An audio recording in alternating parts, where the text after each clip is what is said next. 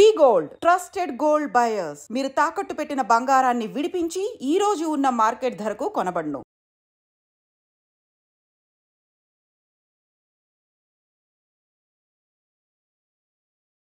మొన్న జరిగిన సంఘటన తీసుకుంటే ఇది ఫస్ట్ టైం సివిలియన్స్ మీద దాడి అయినగా మనం భావించాం.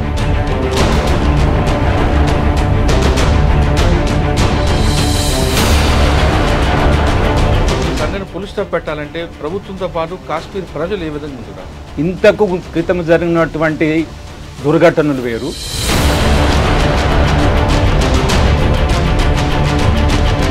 ఇటువంటి సంఘటన మీ సర్వీస్లో ఎప్పుడైనా జరిగిందంటారా? అంటే ఒకసారి ఛత్తీస్ సింగ్పురలో 6ను 30 మంది వరకు చంపేశారు ఆ పైన. కానీ అక్కడ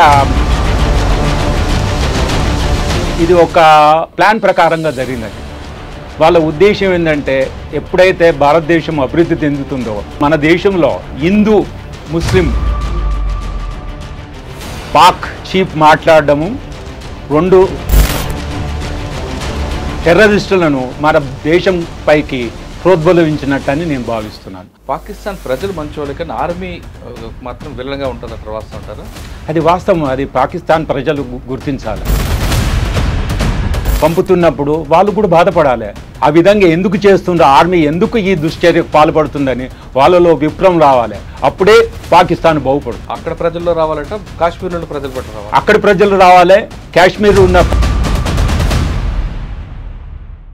welcome to I dream.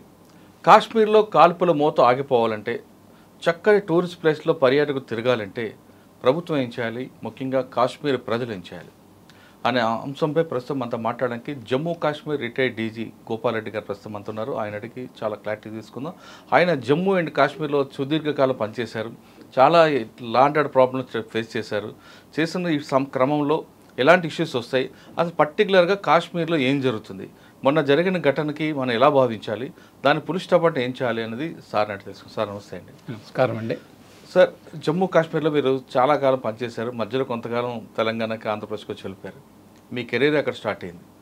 Jammu అనేది కొంచెం ప్రధానంగా కొంత ప్లెయిన్ ఏరియా ఉన్న కాశ్మీర్ అనేది మనకి ఎప్పటి నుంచి రగులుతుంది. అది మన తరతరాల నుంచి దాని గురించి కొట్లాడుకుంటున్నాం. మొన్న జరిగిన సంఘటన తీసుకుంటే ఇది ఫస్ట్ టైం సివిలియన్స్ మీద దాడి అయినగా మనం భావించాలి.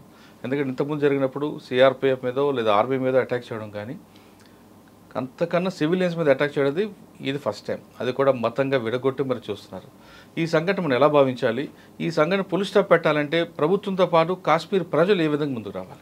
ఈ ఏప్రిల్ 22కు జరిగిన దుర్ఘటన చరిత్రలో కానీ దేశ ప్రజలు కూడా మర్చిపోయినటువంటి దినము. ఆ దినాన్ని అని ఎందుకు చెప్పుకుంటున్నామంటే, ఎక్కడైతే ఈ యొక్క టెర్రరిస్టులు పహల్గామ్ దేశారాన్ లోపల వచ్చినప్పుడు మన యొక్క పర్యాటకులను చంపేటప్పుడు వాళ్ళు అడిగే విధానము అది మర్చిపోలేనటువంటిది. ఇంతకు క్రితం జరిగినటువంటి దుర్ఘటనలు వేరు, ఏప్రిల్ 22 జరిగిన దుర్ఘటన వేరు. ఎందుకంటే అక్కడ మతం గురించి ఇటువంటి సంఘటన మీ సర్వీస్లో ఎప్పుడైనా జరిగిందంటారా? అంటే మతం గురించి అడిగి చంపడం అనేది ఇంతవరకు జరగలేదు కాశ్మీర్లో. అంటే ఒకసారి ఛత్తీస్ సింగ్పురలో 6ను 30 మంది వరకు చంపేశారు ఆ పైన. కానీ అక్కడ మతం కానీ అడగలేరు. అది టకా ఫైరింగ్ చేసి వెళ్ళిపోవడం జరిగింది. ఇక్కడ మాత్రము పర్యాటకులతో పాత్రం వచ్చేసి వాళ్ళని అడిగి, ఏ మతముని అడిగి హిందువులని అన్నప్పుడు అందులో మగవారిని చంపడము, తర్వాత కల్మా చదవమండము, ఆడవాళ్ళని చంపకపోవడము, ఇది ఒక ప్లాన్ ప్రకారంగా జరిగిందని. వాళ్ళ ఉద్దేశం ఏంటంటే ఎప్పుడైతే భారతదేశం అభివృద్ధి చెందుతుందో మన దేశంలో హిందూ ముస్లిం ఒక కమ్యూనలిజం పెట్టురేపించాలని, ఆ పెట్టురేపించులో మనము ఈ కుల మత వ్యవస్థలో ఉన్నటువంటి విధానంలో మనం దెబ్బతినాలని, వాళ్ళు అట్టడిగి ఆర్థిక ఇబ్బందులో ఉండి మళ్ళీ ప్రపంచ దేశంలో ఏ గుర్తింపు లేకుండా ఉన్న పరిస్థితిలో మన దేశం గురించి పాక్ చీఫ్ మాట్లాడడము, 2 రాష్ట్రాలకు వేరుపడడము, దాని గురించి మాట్లాడడము, హిందువులంటే వేరు, ముస్లింలంటే వేరు, కల్చరు, క్యారెక్టరు, మతం అవన్నీ చెప్పడం వలన అక్కడి ప్రజలను మోటివేట్ చేయడమే కాకుండా వాళ్ళ ట్రైనింగ్లో ఉన్న ఈ యొక్క టెర్రరిస్టులను మన దేశం పైకి ప్రోద్బలించినట్టని నేను భావిస్తున్నాను. సార్ గతంలో మీరు చెప్తున్న సిక్కులు ఊచకోతప్పుడు కానీ మొన్న టెర్రరిస్టులపై అటాక్ ఇప్పుడు కానీ మన దేశానికి విదేశాలు ఎవరు రావడం, విదేశ మంత్రులు కానీ ప్రైమ్ మినిస్టర్లు రావడం కానీ, లేదా మన ప్రైమ్ మినిస్టర్ విదేశాలకు వెళ్తున్నప్పుడు మాత్రం చేస్తుంటారు ఎందుకు? అది ఒక రకమైన పబ్లిసిటీ. కానీ ఆ సమయంలో చేస్తే పబ్లిసిటీ ఎక్కువ వస్తాయని వాళ్ళు ఊహించడము, అన్ని దేశాలు మాట్లాడుకోవడము. అందులో అమెరికా ఎప్పుడైతే ఇంత క్రితం అమెరికా ప్రెసిడెంట్ వచ్చినప్పుడు ఇలాంటి దుర్ఘటనలు చాలా జరిగినాయి అన్నట్టు. వాళ్ళు ఒక సమయాన్ని ఎన్నుకుంటారన్నట్టు.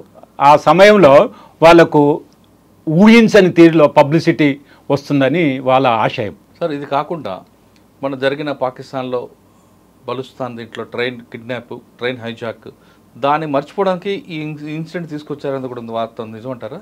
అది కూడా ఒక కారణం ఉంది. ఎందుకంటే పాకిస్తాన్ ఆర్మీ అనేది రోజు రోజుకు బలహీన పడిపోతుంది. అక్కడ జరుగుతున్న ఈ యొక్క టెర్రరిస్ట్ యాక్టివిటీస్ను కూడా వాళ్ళు కంట్రోల్ చేయలేకపోతున్నారు. అవన్నీ మరిపించడానికి వాళ్ళ యొక్క ఆర్మీని, వాళ్ళ యొక్క డెమోక్రటిక్ కంట్రీని వాళ్ళ చేతిలో తీసుకోవడానికి, వాళ్ళ యొక్క చేతగానితనము కప్పిపుచ్చుకోవడానికి ఈ మన భారతదేశం పైన, మన యొక్క ఈ యొక్క పర్యాటకుల పైన అమానుషంగా చంపివేయడము ఊహించని రీతిలో జరిగింది ఇది. సార్ పాకిస్తాన్లో ఆ బోర్డర్ మీద పనిచేశారు, బారాముల్లా ప్రాంతంలో. పాకిస్తాన్ ప్రజలు మంచోళ్ళే కానీ ఆర్మీ మాత్రం విలన్గా ఉంటుందంటారు, వాస్తవం అంటారా? అది వాస్తవం. అది పాకిస్తాన్ ప్రజలు గుర్తించాలి. అమానుషంగా టెర్రరిస్టుల ద్వారా భారతదేశంలోకి పంపించి చంపుతున్నప్పుడు వాళ్ళు కూడా బాధపడాలి. అక్కడ ముస్లిమ్స్ కూడా ఉన్నారు, వాళ్ళు కూడా చనిపోతున్నారు. ఆ విధంగా ఎందుకు చేస్తుండ్రో, ఆర్మీ ఎందుకు ఈ దుశ్చర్యకు పాల్పడుతుందని వాళ్ళలో విప్లవం రావాలి. అప్పుడే పాకిస్తాన్ బాగుపడుతుంది. ప్రజల్లో విప్లవం వచ్చినప్పుడే ఆ దేశం బాగుపడుతుంది. అంటే అక్కడ ప్రజల్లో రావాలట, కాశ్మీర్లో ప్రజలు పట్ల రావాలి. అక్కడ ప్రజలు రావాలి, కాశ్మీర్ ఉన్న ప్రజల లోపల ఇలాంటి టెర్రరిస్టులకు వాళ్ళు అవకాశము గైడ్గా మారకుండా, వాళ్ళను ముందుకు తీసుకెళ్లకుండా, వాళ్లకు ఉండడానికి అవకాశం ఇవ్వడము, వాళ్ళ వెపన్స్ను వాళ్ళతో పాటు మోసుకుపెళ్ళడము, లేకపోతే వాళ్ళ యొక్క వాళ్ళ యొక్క వాహనాలు ఇవ్వడము, ఇలాంటివి చేయవద్దు. వాళ్ళ లోపల కూడా ఐకమత్యత రావాలి. ఈ యొక్క పాకిస్తాన్ టెర్రరిస్టులు మనం సహకరించవద్దు.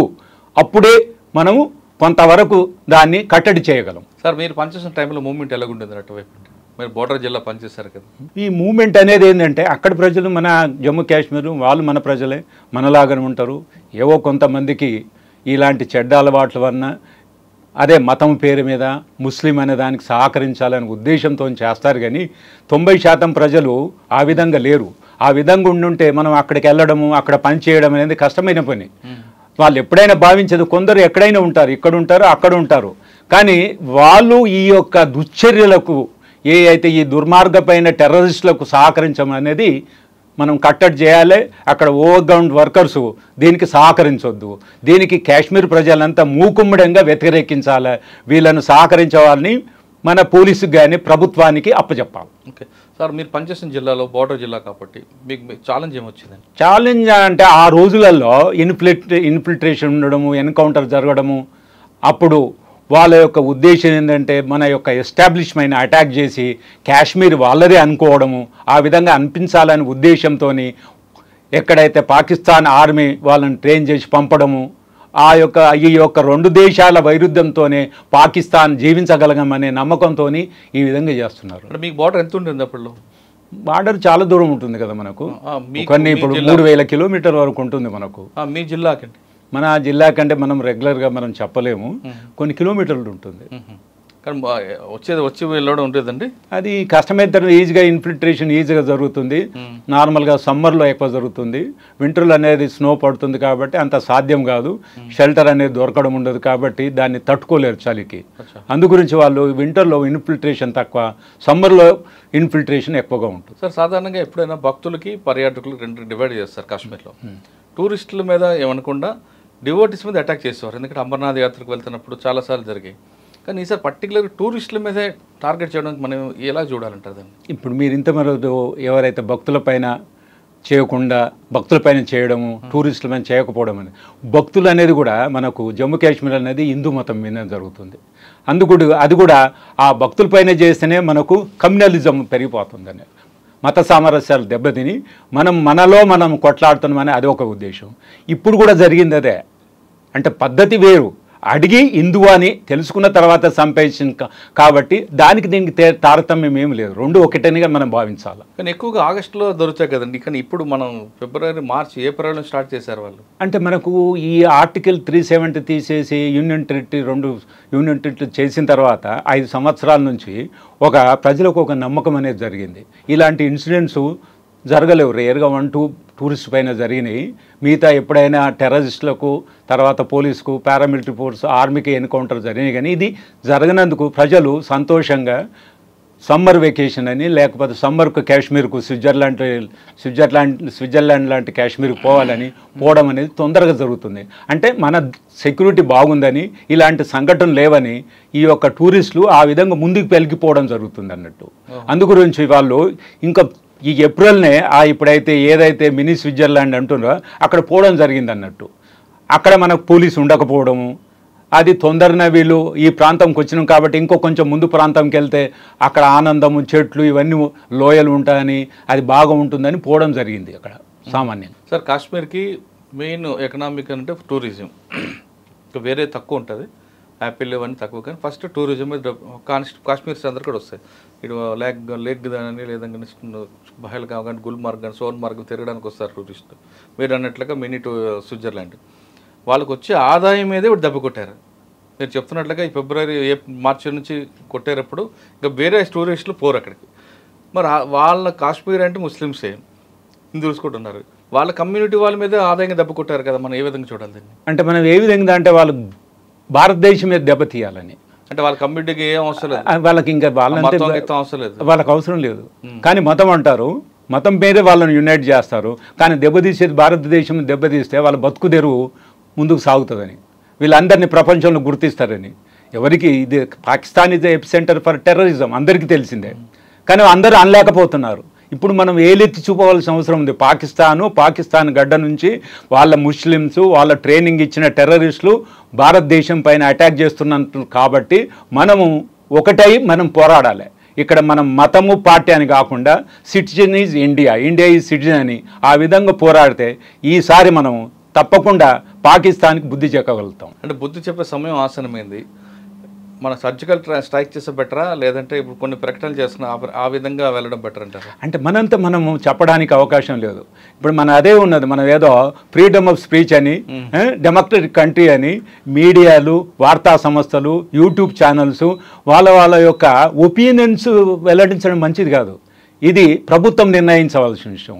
ఆ ప్రభుత్వంలో తీసుకునే టైం అయితే వచ్చింది. కానీ మనము అడగకుండా మన విషయాలు మన ప్రభుత్వం డిసైడ్ చేయకుండా మనం చెప్పడం మంచిది కాదు. ఇది మనం అందరం కట్టడిగా ఉండాలి. మనమంతా ఒక్కటి, మనం మతము, పార్టీలు వేరైనా భారతదేశం అనేది ఒకటి, మనమంతా పౌరులం ఒకటే అనే విధంగా భావించాలి. కానీ మన డిసిషన్స్, మన అభిప్రాయాలు రోజుకు 24/7 మీడియాలో చెప్పడం మంచిది కాదండి. అది మంచిది కాదు. అది మనం ఏం చేయబోతున్నాం మనమే క్యాలిక్యులేట్ చేసి సెనారియో 1, సెనారియో 2, ఇది తప్పండి. మనం నీ అంతా నీవు ఎలా నిర్ణయించగలుగుతావు? మన శక్తి ఏంటి? గవర్నమెంట్ నిర్ణయించాలి. సార్, ఫైనల్గా చెప్పండి, కాశ్మీర్ని కాపాడుకునే బాధ్యత ప్రభుత్వాందా, లేదా అక్కడ నివసిస్తున్న ప్రజలదా, లేదు ఈ ఆర్మీ చేస్తున్న పనికి వ్యతిరేకిస్తూ పాకిస్తాన్ ప్రజలు కూడా తిరుగుబాటు చేయాలి? మనం చెప్పేది ఇది అందరి మన బాధ్యత అండి. ప్రభుత్వంలో ఎవరున్నాము? మన ప్రజలే మన ప్రభుత్వం. మన పార్టీలు వేరైనా, మన మతాలు వేరైనా, మనమందరం ఒక్కటిగా భావించాలి. మన ప్రింట్, ఎలక్ట్రానిక్ మీడియా ఒకటిగా భావించి మన భావాలను మొదలే ఇతర దేశస్తులకు లేదా బయట పెట్టడం మానేసి కలిసికట్టుగా మనము పాకిస్తాన్ను ఎదుర్కొంటే తప్పకుండా మనం విజయం సాధించగలుగుతాము. ఇలాంటి అమానుషులను, ఏమాత్రము ఏమి తెలియని వాళ్ళను ఈ విధంగా వచ్చి చంపేయడం అంటే దుశ్చర్య అన్నట్టు. వాళ్ళ పిరికితనాన్ని మనము ఎడగట్టాలి. కానీ మనము ఇంటెలిజెన్స్ ఫెయిల్యూరు, లేకపోతే మనం రియాక్ట్ కాలేము అని జరిగిన దాని గురించి దాన్ని డిసెక్ట్ చేయడం మానేసి ఏమి చేయాలని ఆలోచించాలి. అంటే ప్రభుత్వం వైపు నుంచి మీరు చెప్పారు, కానీ కాశ్మీర్ ప్రజల రోల్ ఎక్కడ వస్తుందండి? ఇక్కడ కాశ్మీర్ ప్రజలు మతం మర్చిపోవాలి. వాళ్ళ యొక్క ఆర్థిక వ్యవస్థను ధ్వంసం చేయడము, వాళ్ళ జీవిత విధాన్ని దెబ్బతీయడం ముందుకు వాళ్ళు గ్రహించాలి. గ్రహించి వాళ్ళు వ్యతిరేకించాలి. ఇలాంటి మత పేరు మీద ముస్లిమ్స్ కాశ్మీర్ వచ్చి కాశ్మీర్ పర్యాటకులను చంపేయడం అనేది వ్యతిరేకించాలి. వాళ్ళు కలిసికట్టుగా ఉండాలి. అప్పుడే వాళ్ళ గొప్పతనము, వాళ్ళ యొక్క రిలీజను, వాళ్ళు ముస్లిమేం కాదు, మేము భారతదేశంలోని ప్రతి జాతి ప్రతి మతము వచ్చే వాళ్ళని రక్షించగలుగుతాము, మేము ఇతర దేశస్తులకు స్థానం ఇవ్వము, ఎదుర్కొంటాము అని చెప్పాలి గట్టిగా. అది ఆ సమయం ఆసన్నమైంది, వాళ్ళు చెప్పవలసిన పరిస్థితి. అదేవిధంగా పాకిస్తాన్ ప్రజలు కూడా నిర్ణయించుకోవాలి. అనవసరంగా ఎక్కువ ముస్లిమ్స్ ఉన్న భారతదేశం పైన అక్కడ అమాయకులను చంపడము మతం పేర అది మానుకోవాలని, అక్కడ ప్రజల్లో చైతన్యం రావాలని, అక్కడ యొక్క ఆర్మీని ఆ యొక్క ప్రభుత్వం ఎదిరించాలి. అప్పుడే ఆ దేశానికి మనుగడ, వాళ్ళు చక్కగా బతుకుతారు. పొరుగు రాష్ట్రాలతోనికి వాళ్ళకి అన్ని లాభాలు కూడా చెందుతాయని వాళ్ళు గమనించాలి. సార్, ఇప్పుడు జమ్మూ కాశ్మీర్ టాపిక్ మీద మాట్లాడుతున్నాం కాబట్టి, జమ్మూ కాశ్మీర్లో ఇన్సిడెంట్ కొలాప్స్ కాగానే క్లోజ్ అవ్వాలనుకుంటే అడ్మినిస్ట్రేషన్ ఎలా ఉండాలి? అక్కడ ఒక న్యాయబద్ధీకరమైన అడ్మినిస్ట్రేషను తప్పకుండా ఉండాలి. ఈ యొక్క ఈశాన్య ప్రాంతాలు జమ్మూ కాశ్మీర్లు అనేటివి మన కంట్రీకి దూరంగా ఉండడం, వాటి పరిస్థితులు వేరు, అక్కడ జీవన విధానం వేరు. కాబట్టి అక్కడ ఒక చేసే అడ్మినిస్ట్రేషన్ ఎంత అంటే ప్రజలతో కలిసిమెలిసి ఉండాలి. ఒకటి, వాళ్ళకు అవసరమైన ఈ యొక్క వైద్య, ఆరోగ్యము, స్కూల్స్, రోడ్స్, ఎలక్ట్రిసిటీ ఇవన్నీ వాళ్ళకు అందుబాటులో ఉండాలి. అక్కడ వాళ్ళను మనం ఎంకరేజ్ చేయాలి ప్రతి పనిలో.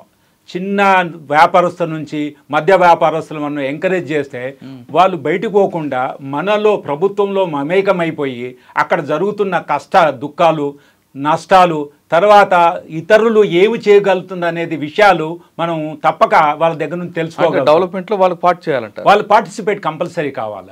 అప్పుడే మనం అక్కడ ఏం జరుగుతున్నాయి, ఇలాంటి యొక్క టెర్రరిస్ట్ చర్యలు కానీ, వేరే ఇతర దేశస్తులు రావడం కానీ, మన మతం పేరు మీద మన ప్రజలను పురిగొల్పడం కానీ, మనపై పురికొల్పడం కాకుండా వాళ్లకు ఉండడానికి అవకాశం ఇవ్వడం, ఇలాంటివన్నీ జరుగుతుంటాయి. ఎప్పుడైతే మనం ప్రజలతోనే ప్రభుత్వం మమేకమై ఉంటుందో, చిన్నవారిని పెద్దవారిని కలుపుకొని మనం ప్రభుత్వం ప్రజలకు అనుసంధానంగా ఉండి వాళ్ళ యొక్క ప్రాబ్లమ్ సాల్వ్ చేసినప్పుడు తప్పకుండా ప్రజలు మనకు అక్కడ కష్టాలను కాకుండా ఏదైనా సమస్యలు ఉన్నప్పుడు ప్రభుత్వం చెవిలో వేస్తారు.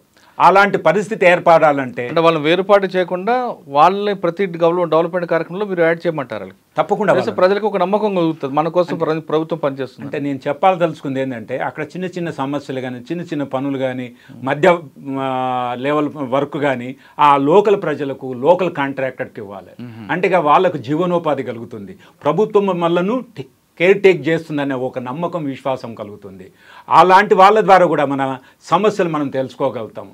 సడన్గా మనము ఏమాంటి ఆ సంబంధం లేని ఆఫీసర్లను కానీ, డిస్ట్రిక్ట్ కలెక్టర్ కానీ, అక్కడ డిప్యూటీ కమిషనర్ అంటారు వాళ్ళని కానీ, ఎస్పీ కానీ, స్టేట్ హెడ్ని కానీ అక్కడ ఏమాత్రం తెలియకుండా అక్కడ పనిచేయలే వాళ్ళని కాకుండా వేరే వాళ్ళని వేస్తే ఏంటంటే వాళ్ళ ఒక సంధి, అంటే ఒక గ్యాప్ ఏర్పడుతుంది. ఆ గ్యాప్లో ఇలాంటి ఇన్సిడెంట్ జరిగినప్పుడు మనకు ఇన్ఫర్మేషన్ ముందు రాదు, అది ఒక వారధిలాగా ఏర్పడుతుంది.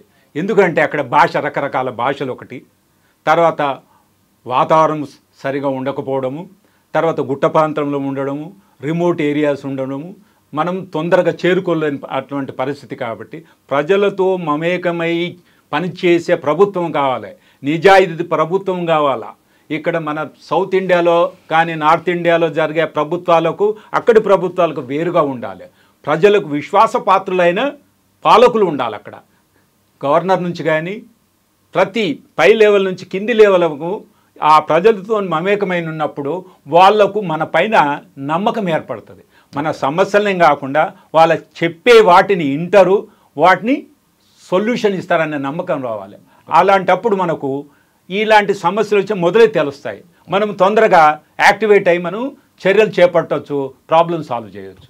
సార్, మీరు కాశ్మీర్లో సర్వీస్లో మేజర్ ఆపరేషన్ చెప్పి నేను కార్గిల్ ఉన్నప్పుడు, ఫస్ట్ కార్గిల్ షెల్లింగ్లు స్టార్ట్ అయినప్పుడు అక్కడ ప్రజలు చాలా భయపడిపోయారు. అక్కడ నేను ఒక్కనే ఉండిపోయాను, మిగతా ప్రభుత్వ ఉద్యోగులు ఎవరు లేకపోవడం, డిప్యూటీ కమిషన్ లేకపోవడం, వాళ్ళందరినీ వాళ్ళ యొక్క ఇండ్ల నుంచి వేరే ప్రాంతాలకు తరలించడం, వాళ్ళకి కావాల్సిన ఆహార పదార్థాలు, తర్వాత ఎలక్ట్రిసిటీ, వాటర్ అనేది కూడా ప్రొవైడ్ చేయడం జరిగింది. ఆ తర్వాత ఇన్ఫర్మేషన్ ఎప్పుడు వచ్చింది? మనకు అక్కడ బార్డర్ చాలా దగ్గర ఉన్నది కాబట్టి షెల్లింగ్ అనేది మనకు సౌండ్లో తెలిసిపోతుంది కాబట్టి అది ఒక ప్రాబ్లంగా ఉండదు. ఎందుకంటే 18-20 కిలోమీటర్ డిస్టెన్స్లో అక్కడ పాకిస్తాన్ మనకు దగ్గర ఉంది కాబట్టి అక్కడ ఇన్ఫర్మేషను అక్కడ ఉంటారు రకరకాల మనుషులు, ఏది బక్రవాల్స్ అని, గుజ్జర్స్ అని, వాళ్ళ ద్వారా కూడా ఇన్ఫర్మేషన్ వస్తుంది, వాళ్ళ మూమెంట్ అనేది మనకు తెలుస్తుంది. మీరు ఏం చేస్తారు సార్? ఇన్ఫర్మేషన్ రాగానే షెల్లింగ్ పబ్లిక్ సేవ్ చేసుకొచ్చారా? అక్కడ మన కార్గిల్ వరకు మొదలు కార్గిల్ పైన షెల్లింగ్ చేసినప్పుడు అప్పుడు మనకు సౌండ్ అని వచ్చింది. ఎక్కడెక్కడ వాళ్ళు అంటే ఫైరింగ్ చేస్తున్నారు ప్రజలపైన,